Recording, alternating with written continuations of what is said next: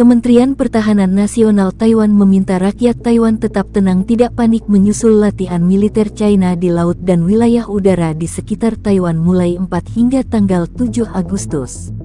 Sebelumnya, Kemenhan Taiwan merilis 21 jet tempur China mulai dari J-11 8 kali, J-16 10 kali, KJ-500, C, Y-9EW dan Y-8 Elin memasuki wilayah udara Taiwan Selasa malam. Militer Taiwan memberi peringatan hingga pesawat tempur Beijing meninggalkan wilayah udara Taiwan. Tentara nasional pasti akan tetap berpegang pada posnya dan melindungi keamanan nasional. Mohon merasa tenang dan dukung tentara nasional dengan satu hati. Demikian pernyataan resmi Kemenhan Taiwan dikutip Tribun Timur, tanggal 3 Agustus. Hubungan China dan Amerika Serikat memanas menyusul kedatangan Nancy Pelosi ke Taipei, ibu kota Taiwan.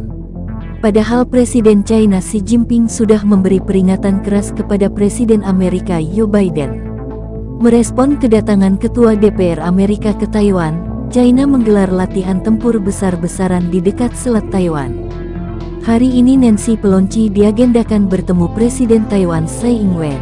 Sementara John Kirby mewakili Gedung Putih menyebut Nancy Pelosi punya hak berkunjung ke Taiwan mewakili Kongres Amerika Serikat.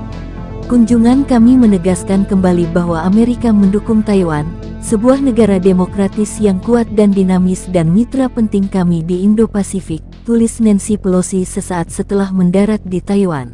Konflik China dan Taiwan yang melibatkan Amerika akan menjadi perhatian beberapa hari ke depan. China menganggap kedatangan Nancy Pelosi ilegal karena Taiwan masih bagian China.